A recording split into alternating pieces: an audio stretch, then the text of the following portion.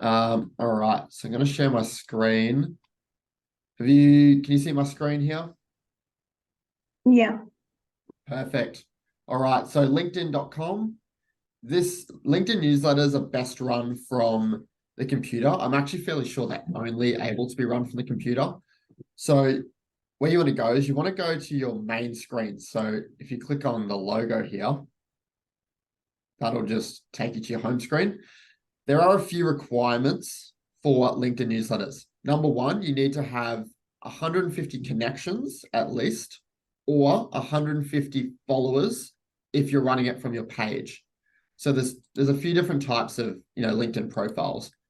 This is mine here. This is my personal LinkedIn profile. So I've got 500 plus connections here. So that's fine. If I had under 150, I wouldn't yet be able to run LinkedIn newsletters. So you've got to make sure you're at 150. That's just a requirement that LinkedIn has. Then there's obviously pages. So where's here? This is one of my pages that I run on LinkedIn. See if it wants to take me there. I'll go down.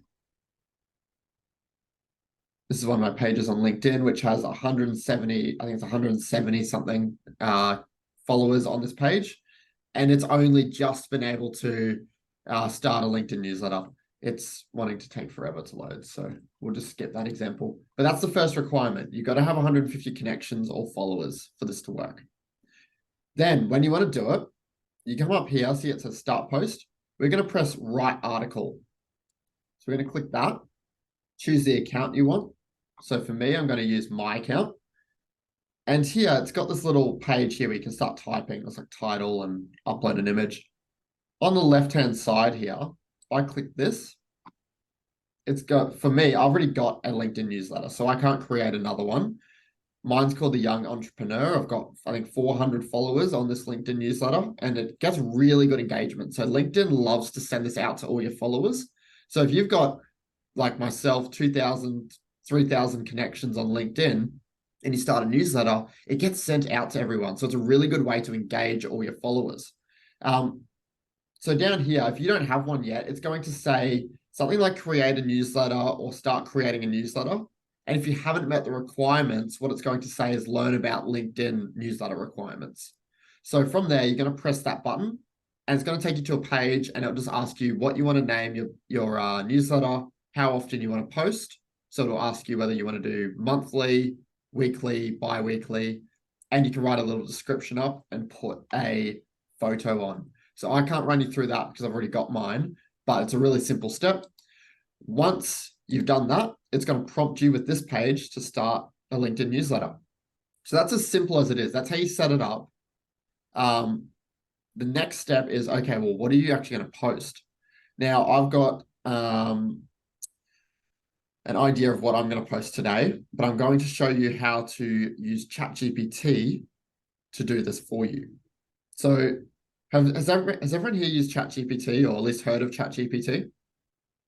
Yes, I know about it. Yep, okay. Yeah, I've So used it a little bit. cool. So chat.openai.com is what you want to go to. So that's ChatGPT, chat.openai.com. If you don't have an account, you have to sign up for an account, obviously, but that's really simple. So you get put on a page like this, and it's like the starter page, essentially. What I'm going to say is I'm going to tell ChatGPT that I am a real estate agent who has started using LinkedIn newsletters to provide value-based content to my audience. Hold up. Just going to make sure no one's in the waiting room. Perfect. All right. I'm a real estate agent who has started using LinkedIn newsletters to provide value-based content to my audience. This content, for example, is like renovation tips, home staging. I spelled that right. Staging tips. Let's say seller and buyer guides. We're just giving it a few examples of some value content that we might like. So this could be more specific to you. If you're producing content on your social media and on your website, just think about the things that you're currently producing and put them as examples. So ChatGPT has a bit of an idea of the type of content that you're currently creating. Then we're going to say, you are my sophisticated LinkedIn newsletter content generator. What a title that is. You specialize in the Australian real estate market. And I'm going to say for me, technology in real estate. But for you, it depends on what your audience is. If your audience is interested in a particular thing and you want to make newsletters about that, so a lot of them might be fixing up homes, renovating homes. You could say that you have experience in home renovation tips, home staging, home renovation, DIY, building, that sort of thing. So it's all about what sort of content you want to make. You want to really make it clear to ChatGPT what content you want.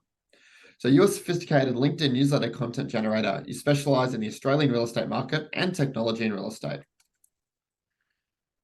You are going to give me a content plan, let's say a content list of 10 to 15 ideas that I can use for my LinkedIn newsletters. And then we're going to finish it with, please ask me any questions if you need further relevance. And we're going to hit enter. All right, so now it's going to spit out a bunch of different options that ideas that we can use for LinkedIn. So, but the best thing about it doesn't stop here. So we'll wait for it to write all of these out. And I'm going to show you what makes this so powerful, which I'm sure Eric's already knows because he's seen me do this demonstration before. All right. Yeah. So I'm not quite yawning it, like it doesn't matter. Like I'm still super impressed by all this. It's crazy, isn't it? All right. So we're going to wait. All right. So if these options, these ideas that it's given you aren't really what you want, you could reply back and say, look, I'm not really a fan of these options. Can you make it more about, and then you'd have to tell it what you want. So if you want things different to what it's given you, then just tell it and it will actually change them for you. So we're going to say we like number 3, which is renovating for ROI. So let's copy that. So now we're going to press this again and we're going to say, I like number 3, renovating for ROI. I want you to write me a, let's say 300 word LinkedIn newsletter on this topic. Ensure that it is relevant to my market. And I'm going to say areas such as Paddington and Ashgrove in Brisbane, Australia. Quick question, Max, is 300 word about the right length for these articles? Yeah, I think you don't want them to be too long and too wordy. I think when they're too long, people just zone out. Like you just want to make them short and succinct and easy to read. 200 to 300 words, I've found for my personal one, which has had a bit of success, is pretty much perfect. All right, so we're just going to say like number 3, blah, blah, blah. What you could say is if you wanted it to touch on certain topics, you could say, I want you to touch on these topics, and then you'd list them out underneath. All right, now we're going to hit enter. And now it's going to write us out an article which we can then not use word for word. So I'm a big advocate for not using ChatGPT content word for word. I think it's right, it writes it really well, but it's not like if I read this on someone's page, I would tell straight away that it's ChatGPT. That being said, I use ChatGPT like 10 times a day. So I'm really in tune with how it sounds. But I still think you got to check over everything it says and make sure that it is in your brand voice, to your brand voice, and it's something that you're proud of putting out. If you read it and you don't really like the way it sounds, just change it up a little bit. The main thing is that you don't have to write out this article from scratch, because that would take, for me, that would take me at like half an hour to write. And then you got to edit it, make sure you haven't made any grammatical errors. ChatGPT won't make any grammatical errors. So all you then have to do is just change a few words up and you've got yourself an article. So what we're going to do is we're going to press this little thing here, that's the clipboard, and that copies it without stealing the format, which is like the background. I usually go into Google Documents, or you can go into Word, and I just paste it. So I press Control V, or it doesn't want to work, so let's press paste. And see how it's got these little clips here. What do you call it? The asterisks. What we do is you just press Edit, Find and Replace. You can just go like this, replace with nothing, and then press replace all, and that gets rid of them. That saved me heaps of time. So we're gonna get rid of that. And what you would do here is then you would just edit it up a bit. So read it through. For the purpose of this, I'm not going to actually post it, so I'm not going to edit it, but you'd go through, edit it up the way you want. You might even add little bits into it as well. So then we're going to, again, copy it and go back to LinkedIn. And it's as simple as pressing Command V. This is the title. So let's go. Oh, what's happening? I'm going to get rid of that, and we're going to put it up here.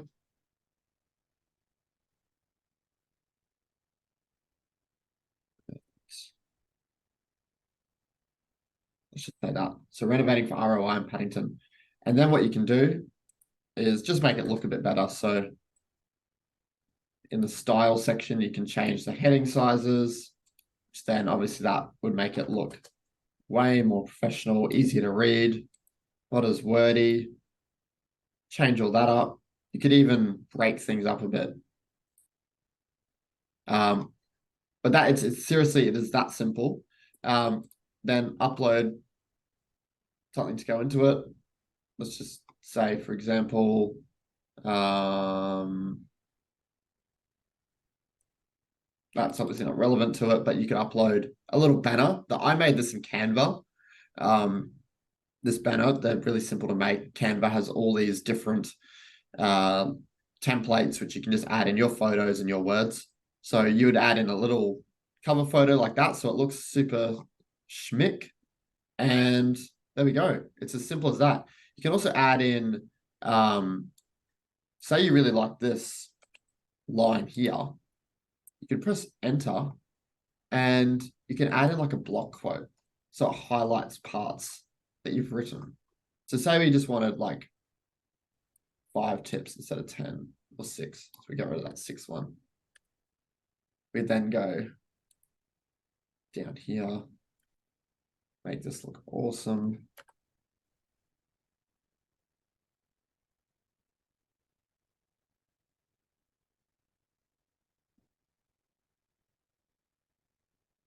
There we go. Like that is, I'm not sure about you guys, but for me, to be able to do that, we've been on this call for 18 minutes of explaining stuff for maybe 5 or 10 minutes. To have that full thing done in like 10 minutes time, I think is pretty insane, right? Like that's content that you can then push out to your LinkedIn audience. You can then copy and paste that, put that on your website. Then you can post it on Instagram, Facebook, whatever you're using. Send it out as an email newsletter. You can just copy and paste this straight into your email and run it as an email newsletter. It's that simple. I haven't done my usual rant. I usually rant on a lot about value content, especially with LinkedIn newsletters. You got to think, why are my audience reading this? Why would they open it? So if it is value content that your audience will actually find value out of, they're more likely to open it. So make sure with these LinkedIn newsletters and everything you're posting on social media, it's based around value content. You just want to make sure that, like, think about it. If you're posting sales stuff in here, like why you're the best agent, they're most likely not going to open it, because think about it from their perspective. Put yourself in their shoes. They're going to think, oh, well, I just don't really care, because they might not be in selling mode right now. But renovating for ROI, maybe they are in renovating mode at the moment, or they want to do renovations, or they want to learn about renovations. So think about your audience and what are they going to find value out of. Create the content on ChatGPT and upload it everywhere you can. This is a great way to do it. And I really want you guys to, if you do have LinkedIn, just tonight, like finish off work tonight, go home, try this out. Watch the recording again. It's only been, what, 20 minutes? Watch the recording again, start your LinkedIn newsletter, open up ChatGPT, and just put something out there. It's as simple as that. So I think we'll end it there. Are there any questions that you've got around this?